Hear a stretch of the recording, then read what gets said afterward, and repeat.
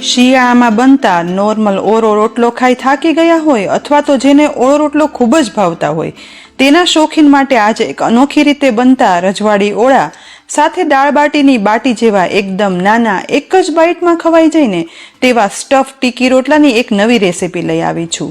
રોટલા ખાવાની ના પાડતા પણ આ ટીકી રોટલા જોઈ મોંમાં મૂકી દેશે એટલા અવનવા સ્વાદિષ્ટ. શરૂઆત રજવાડી ઓળો બનાવવાથી કરવા માટે અહીં એક મોટું વજનમાં આશરે 500 ગ્રામ ઓળાનું રીંગણ લઈ તેમાં ચપ્પુ વડે આ રીતે બધી સાઈડ કટ લગાવી લેવાના છે, જેથી ઓળાના રીંગણ શેકાતા સમય ના લાગે. સાથે સાથે સહેજ એવું તેલ ઉમેરી આખા રીંગણ ઉપર લગાવી દઈશું. હવે ગેસની મીડિયમ ફ્લેમ પર શેકવાની જાળી રાખી તેના પર તેલ લગાવેલું રીંગણ રાખી દેવાનું. તેની સાથે એક મોટી સાઈઝનું ટમેટું, 4 થી 5 નંગ મોટી કળીવાળું લસણ અને 2 નાની સાઈઝના લીલા તીખા મરચાં શેકાવા ઉમેરી દઈએ. ટમેટા રીંગણ શેકાઈને એ દરમિયાન બીજા ગેસ પર પેન રાખી તેમાં 1 ટીસ્પૂન ચોખ્ખું ઘી ઉમેરી ગરમ થતા ઘીમાં 1/4 ટીસ્પૂન હિંગ, 5 થી 6 કળી સમારેલું લીલું લસણ સાથે અડધો ઇંચ આદુના ટુકડા ઉમેરી ગરમ ઘીમાં સાતળવાના છે. સહેજ એવું સતળાતા લસણ ગુલાબી બ્રાઉન થવા લાગે ને એટલે તેમાં સમારેલી લીલી ડુંગળી અડધો કપ ઉમેરી અને મિક્સ કરી તેને પણ સાતળવાની છે. વચ્ચે બીજી સાઈડ જાળી પર શેકાતા રીંગણની સાઈડ ચેન્જ કરીએ અને લસણ તથા લીલા મરચાં શેકાઈ ઉપરથી કાળા પડી ગયા છે તો તેને ડીશમાં કાઢી લઈએ. એક બાજુ શેકેલા ટમેટાની સાઈડ પણ ચેન્જ કરી લઈએ. વધારે અડધી મિનિટ શેકાતા હવે ટમેટું અંદરથી સોફ્ટ થઈ શેકાઈ ગયું છે તો તેને પણ ફ્લેમ પરથી ઉતારી ડીશમાં કાઢી લેવાનું અને રીંગણની સાઈડ ચેન્જ કરી હજી વધારે શેકાવા દઈશું. આ બાજુ અડધી મિનિટમાં ડુંગળી અને લસણ સતળાઈ ગોલ્ડન બ્રાઉન કલરના સોફ્ટ થઈ ગયા છે તો આ સમયે તેમાં 1 કપ સમારેલી લીલી મેથીની ભાજી છે ને તે ઉમેરી દેવાની અને ડુંગળી અને લસણ સાથે વઘારમાં મિક્સ કરી અને સાતળવાની, જેથી ભાજી થોડી એવી ચડી અને સોફ્ટ થઈ જાય.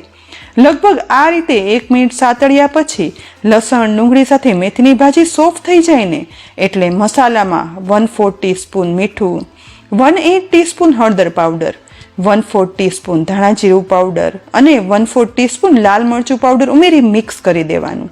સહેજ એવું મિક્સ કરતા જ મસાલા બધા લસણ મેથી અને ડુંગળીમાં ભળી જાય ને અને સુગંધ આવવા લાગે ને એટલે 1 ટીસ્પૂન બેસન ઉપરથી સ્પ્રેડ કરી દઈશું અને તેને પણ ફટાફટ મિક્સ કરી લેવાનું. જરા એવું શેકાતા જ બેસન શેકાવાની સુગંધ આવે ને એટલે બની ગયેલા આ મસ્ત મજાના સ્ટફિંગને ગેસ પરથી ઉતારી અને એક ડીશમાં ઠંડુ થવા માટે રાખી દઈએ.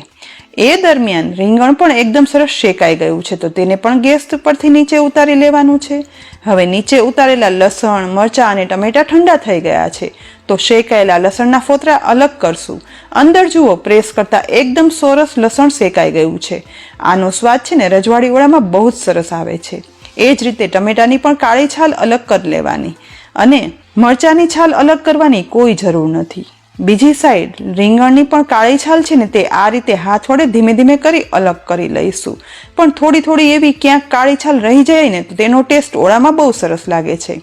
લગભગ બધી છાલ કાઢી લીધા પછી ડીટીયાનો ભાગ છે ને તે પણ ચપ્પુ વડે કટ કરી અલગ કરી લઈશું. હવે છાલ ઉખાડાયેલા રીંગણ સાથે ટમેટા, લસણ અને મરચાં એક ડીશમાં લઈ લેવાના અને ત્યાર પછી મેશર વડે આ રીતે બધું મેશ કરવાનું, જેથી બધું એકબીજામાં મેશ થઈ જશે અને મિક્સ થશે અને સ્વાદમાં રજવાડી ઓળામાં આ રીતે બન્યા પછી બહુ જ સરસ લાગે છે.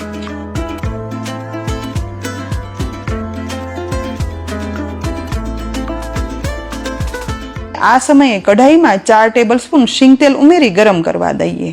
ગરમ થતા તેલમાં 1/4 ટીસ્પૂન હિંગ સાથે સ્વાદ પ્રમાણે લીલા લસણની કળીઓ અને આદુ મરચાંના ટુકડા ઉમેરી મિક્સ કરતા જઈ અને સાતળવાના છે. લગભગ અડધી મિનિટમાં સતળાઈ ગોલ્ડન બ્રાઉન થઈ લસણની એકદમ સરસ સુગંધ આવે ને એટલે આ સમયે 2 ઝીણી લીલી સમારેલી ડુંગળીના ટુકડા પણ ઉમેરી અને સાતળશું.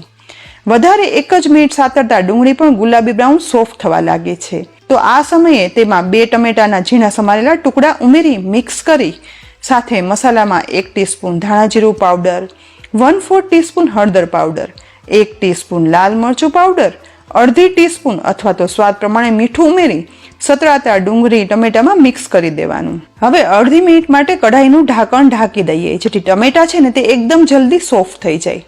ત્યાર પછી ઢાંકણ ખોલતા જુઓ તેલ છૂટું પડી ઉપર આવી ગયું છે ને એકદમ સરસ સુગંધ સાથે ટમેટા પણ સોફ્ટ થઈ ગયા છે. તો થોડા એવા ટમેટાને આ રીતે પ્રેસ કર્યા પછી શેકી અને મેશ કરેલા રીંગણ, ટમેટા અને લસણનું મિશ્રણ સાથે વઘારમાં ઉમેરી દઈએ.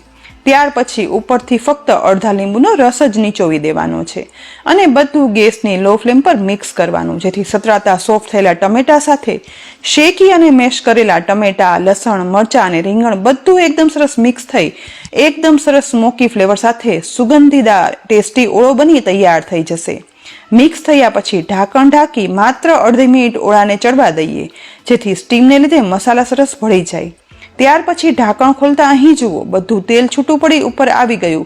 શેકેલા ફક્ત રીંગણા જ નહીં, ટમેટા અને લસણ સાથે બનેલા આ રજવાડી સ્વાદના ઓળાને સમારેલી કોથમીરથી ગાર્નિશ કરી દઈએ. રજવાડી ઓળો બની તૈયાર થઈ ગયો છે. પણ એકદમ નવી રીતે બનતા બાટી જેવા ટિક્કી રોટલા બનાવવા માટે હવે એક પોળા વાસણની અંદર 1 કપ બાજરીનો લોટ ઉમેરી દઈશું. તેમાં સાથે અડધી ટીસ્પૂન મીઠું, 1/8 ટીસ્પૂન હળદર પાવડર, 1/8 ટીસ્પૂન હિંગ ઉમેરી સાથે 1/4 ટીસ્પૂન અજમો હાથમાં લઈ સહેજ મસળી અને ઉમેરવાનો છે.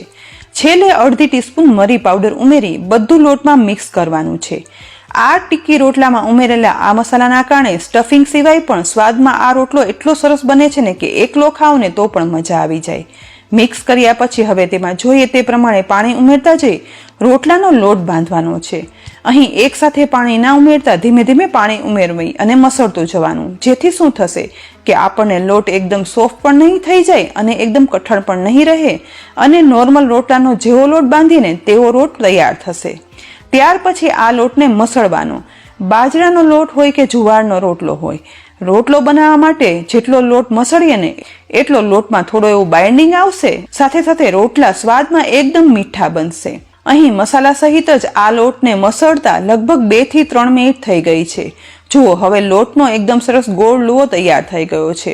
પરંતુ આજે આપણે તેમાંથી મોટા રોટલા નથી બનાવવાના. તેના બદલે આ લોટમાંથી રોટલા બનાવવા માટે પહેલા ગેસની લો ફ્લેમ પર નોનસ્ટિક તવો અથવા તો સાદો તવો હોય ને તેને ગરમ કરવા રાખી તેના ઉપર 1 ચમચી ઘી ઉમેરી આ રીતે તવા ઉપર સ્પ્રેડ કરી દેવાનું છે. બાંધેલા બાજરાના લોટમાંથી થોડો એવો નાનો લુઓ હાથમાં લઈ ગોળ વાળી લેવાનો.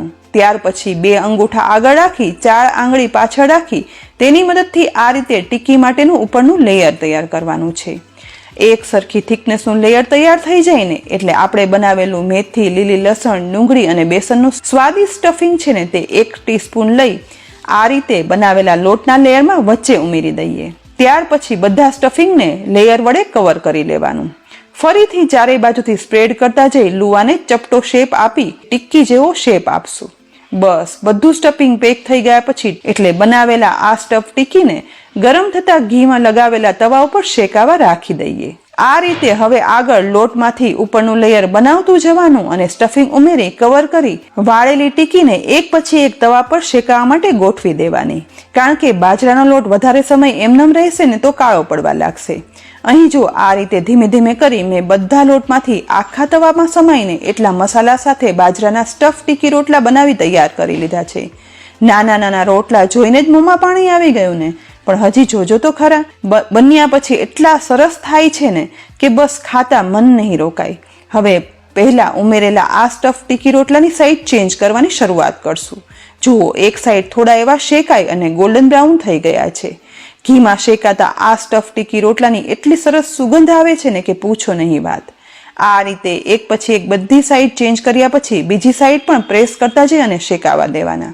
અહીં જરૂર લાગે ને તો થોડું એવું ઘી ઉમેરવાનું, પરંતુ યાદ રાખી ગેસની ફ્લેમ લો જ રાખવાની, જેથી બાજરાનું ઉપરનું લેયર છે ને તે અંદર સુધી એકદમ સરસ શેકાઈ જાય અને ક્રિસ્પી બને.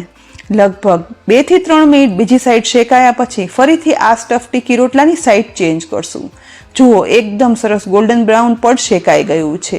આ જ રીતે સાઈડ ચેન્જ કરતા જવાની અને પ્રેસ કરી શેકતા જઈ લગભગ 7 થી 8 મિનિટ જેવો સમય થઈ ગયો છે અને બધા ટિક્કી રોટલા ઉપરથી ગોલ્ડન બ્રાઉન કલરના ક્રિસ્પી પડ સાથે શેકાય. આ રીતે ઉપરનું પડ છૂટું પડવાથી ક્રેક દેખાવા લાગશે, જેથી તમને ખ્યાલ આવી જશે કે આપણે બનાવેલા આ સ્ટફ ટિક્કી રોટલા છે ને તે પરફેક્ટ શેકાઈ ગયા છે. તો એક પછી એક આ બધા રોટલાને તવા પરથી નીચે ઉતારી લઈએ. સાંજની જમવાની ડીશમાં શેકેલા રીંગણ, ટમેટા અને લસણ મરચાના એક સ્મોકી ફ્લેવર સાથે બનેલા તીખા તમતમતા રજવાડી ઓળાને પીરસી લઈએ.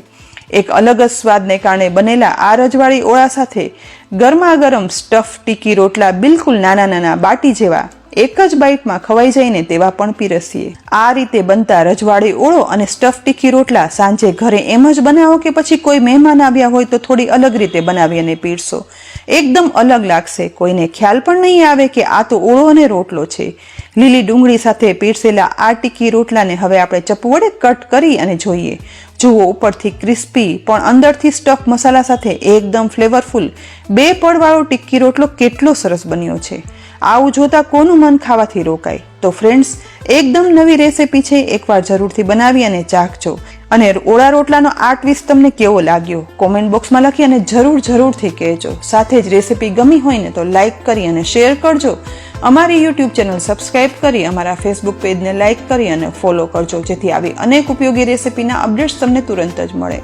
આવતીકાલે ફરી મળશું નવી રેસીપી સાથે. ત્યાં સુધી આવજો.